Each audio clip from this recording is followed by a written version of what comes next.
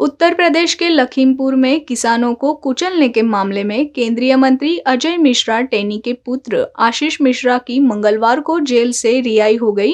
High court ने 5 दिनों पहले उनकी जमानत का आदेश दिया था। आशीष मिश्रा इस केस में हत्या के मामले में आरोपी है।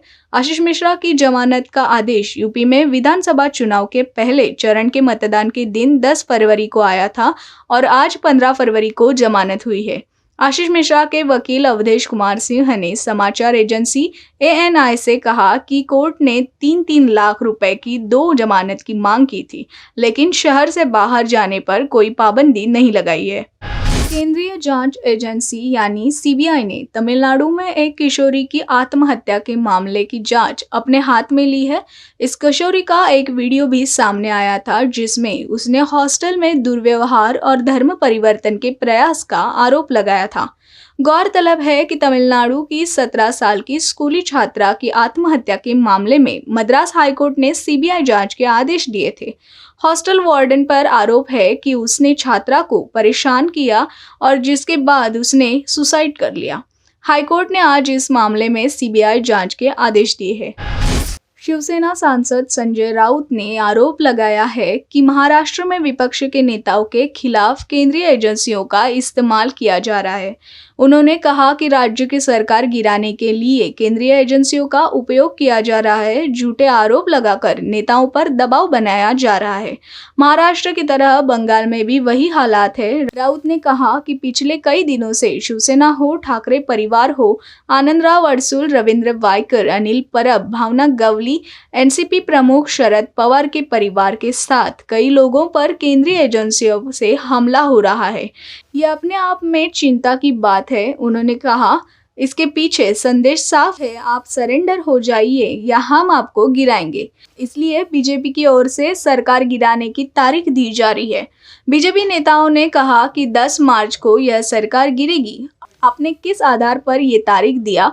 इस संबंध में मैंने उपराष्ट्रपति और राज्यसभा सभापति वेंकैया नायडू को पत्र लिखा है, ऐसा संजय राउत ने कहा है। CBI ने 23,000 की बैंक धोखाधड़ी मामले में ऋषि अग्रवाल समेत ABG शिपयार्ड के अन्य निदेशकों के खिलाफ लुकआउट सर्कुलर जारी किया है। केंद्रीय जांच एजेंसी ने ये कवायद इसलिए शुरू की है ताकि आरोपियों को विदेश भागने से रोका जा सके। CBI ने अपने बयान में ये कहा है कि सभी आरोपी भारत में हैं और उनके खिलाफ LOC खोल दी गई है जिससे वो देश छोड़कर ना जाने पाए। शिपिंग फर्म के निर्देशकों में ऋषि अग्रवाल, सांथनम मुथुस्वामी और अश्विनी कुमार शामिल है। यह भारत का सबसे बड़ा बैंक घोटाला माना जा रहा है। केंद्रीय जांच ब्यूरो यानी CBI की ओर से कहा गया है कि ABG शिपयार्ड ने स्टेट बैंक सहित 28 बैंकों के 22,842 करोड़ रुपए की राशि चुकाने में चूक की। गौरतलब है कि ABG शिपयार्ड ABG ग्रुप की अग्रणी कंपनी है जो शिप निर्माण और मरम्मत के कार्य से जुड़ी हुई है। इसके शिपयार्ड गुजरात के दहेज और सूरत में स्थित है। राष्ट्रीय स्वयंसेवक संघ से संबद्ध भारतीय मजदूर संघ में भारतीय जीवन बीमा निगम का IPO लाने का विरोध किया है। संगठन ने इस LIC के निजीकरण की दिशा में पहला कदम बताया है। BMS का मानना है कि इस कदम से भारतीय जीवन बीमा निगम की जॉब, वेज और सोशल सिक्योरिटी प्रभावित होगी।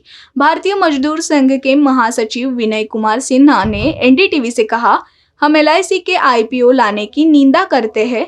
यह LIC के निजीकरण की तरफ कदम बढ़ाना होगा। BMS ने सरकार की निजीकरण की नीति के खिलाफ आंदोलन छेड़ने का निर्णय किया है।